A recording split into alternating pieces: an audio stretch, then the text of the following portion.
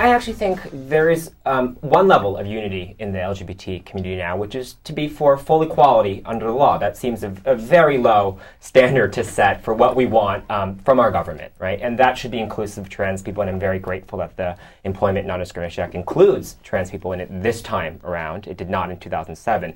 Underneath that, though, I think there is a real diversity in issues and opinions that gay people have. So there are some queer people who want marriage, who want their rights bundled that way. There are other people who don't want marriage, but who still want the rights that come with it and don't want to be called that. There are people who want to focus on HIV awareness, people who want to focus on policing issues. Here in New York, there's been entrapment of gay men in porn shops. So there's really a huge range of issues, and to the extent that now the national movement is really focused on, I think, three things: don't ask, don't tell, gay marriage, and employment. That's fine in some ways, but how democratic is the movement going to be?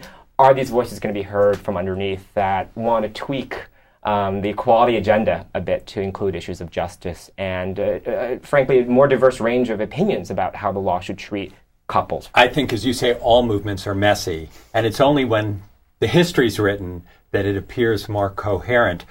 I think one thing that we need to say to the progressive movement in this country is don't run away from sexuality and gender issues. Those are our issues, but they're their issues too. How so? Explain it. Well, for example, they're economic justice issues. It's about jobs. It's about the right to health care. It's about the right to define and protect your family of choice. And historically, I think one of the things that has held the left back in this country is an aversion to embracing sexual liberation and real feminism.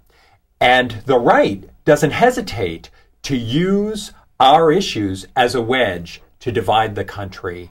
And the left runs from the issues and appears ashamed. And I think that it's time to change that.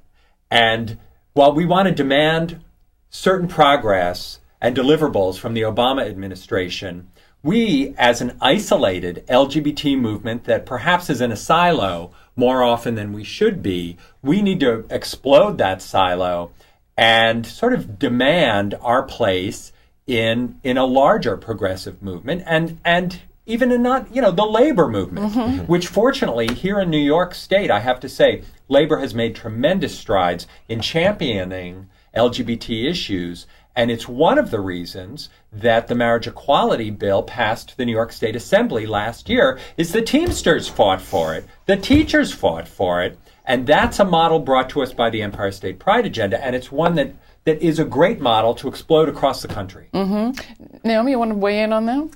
Yeah, I couldn't agree more with Richard that the movement needs to explode. I think that goes both ways, right? There have been a lot of questions that have come up in the last year or so about how inclusive has the gay rights movement been. We've touched on trans issues already, and certainly transgender people have managed to climb back off the bumper at the back of the bus into the back seats and have been pushing our way forward for a long time, and it's taken a lot of yelling and screaming to do that. But also, some questions have come up around about racial inclusion, right? Is the most prominent face of the gay rights movement, folks like Joe Solonese or Matt Foreman, white gay guys? How does that represent the entire community that's really severely affected by all of the discrimination, the heightened levels of poverty and so forth that the LGBT community experiences?